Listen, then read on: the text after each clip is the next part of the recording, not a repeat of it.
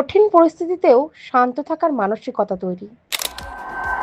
জীবনের এমন কিছু মুহূর্ত আসে যখন মনে হয় সবকিছুই আমাদের বিরুদ্ধে চলে যাচ্ছে।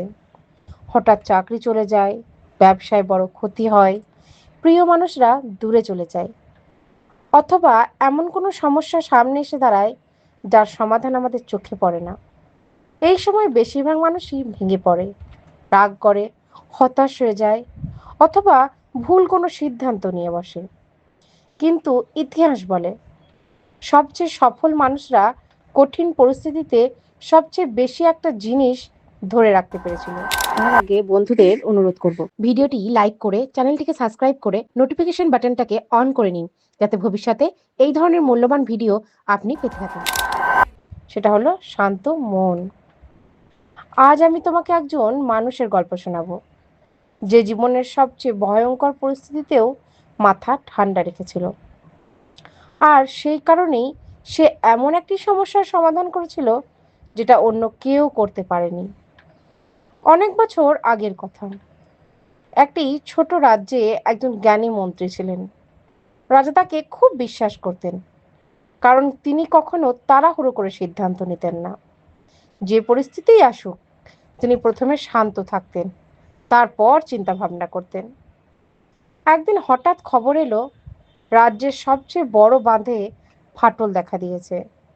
যদি বাঁধ ভেঙে যায় তাহলে পুরো শহর জলের নিচে চলে যাবে। মানুষ আতঙ্কিত হয়ে পড়ল। কেউ বলল সবাইকে পালাতে হবে এখান থেকে এবার, কেউ বলল এখনই সৈন্য পাঠাও, কেউ বলল যা, এবার সব শেষ। রাজা নিজেও চিন্তিত হয়ে পড়লেন। তিনি দ্রুত মন্ত্রীকে ডেকে পাঠালেন। মন্ত্রী এসে দেখলেন দরবারে সবাই চিৎকার করছে, কেউ কাউকে শুনছে না, সবাই ভয় পাচ্ছে। কিন্তু মন্ত্রী অবাক করার মতো কাজ করলেন।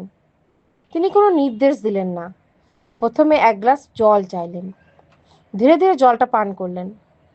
তারপর শান্তভাবে বললেন, যারা ভয় পেয়েছো তারা একটু চুপ করে বসো। সবাই অবাক, এত বড় বিপদ আর তিনি এত শান্ত কেন? মন্ত্রী বললেন, বিপদ আমাদের চিন্তা শক্তি কেড়ে নেয়, তাই প্রথম কাজ হলো ভয়কে নিয়ন্ত্রণ করা।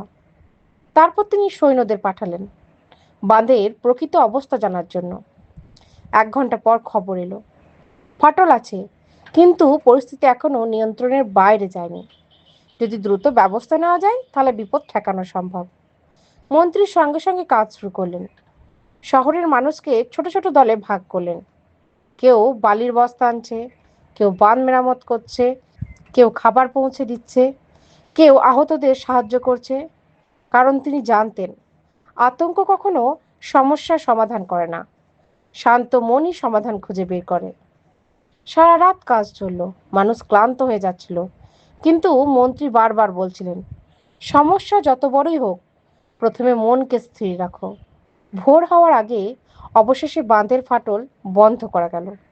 শহর রক্ষা পেল, হাজার হাজার মানুষের জীবন বেঁচে গেল। রাজা খুব খুশি হলেন। তিনি মন্ত্রীকে জিজ্ঞেস করলেন, সবাই যখন ভয় পাচ্ছিল তুমি তখন এত শান্ত ছিলে কিভাবে? মন্ত্রী হাসলেন, তারপর বললেন, মহারাজ মহারাজ বিপদ আসার সময় দুটি জিনিস আমাদের সামনে থাকে, একটি হলো সমস্যা আর একটি হলো আমাদের প্রতিক্রিয়া। প্রথমটি সবসময় আমাদের নিয়ন্ত্রণে থাকে না, কিন্তু দ্বিতীয়টি সবসময় আমাদের হাতে থাকে। বন্ধু, আজ হয়তো তোমার জীবনেও কোনো বড় ঝড় চলছে, হয়তো অর্থের সমস্যা, হয়তো সম্পর্কের সমস্যা, হয়তো বা কেরিয়ারের সমস্যা। কিন্তু মনে রেখো, ঝড়ের মধ্যে যে গাছ সবচেয়ে বেশি দুলে সেই গাছই সবচেয়ে বেশি ভেঙে যায়। আর যে গাছ নিজের শিকড়কে শক্ত রাখে সে ঝড় পার করে দেয়। তাই কঠিন পরিস্থিতিতে প্রথমে সমস্যাকে নয়, নিজের মনকে সামলাও। কারণ শান্ত মন দুর্বলতার চিহ্ন নয়, বরং সেটাই সবচেয়ে বড় শক্তি।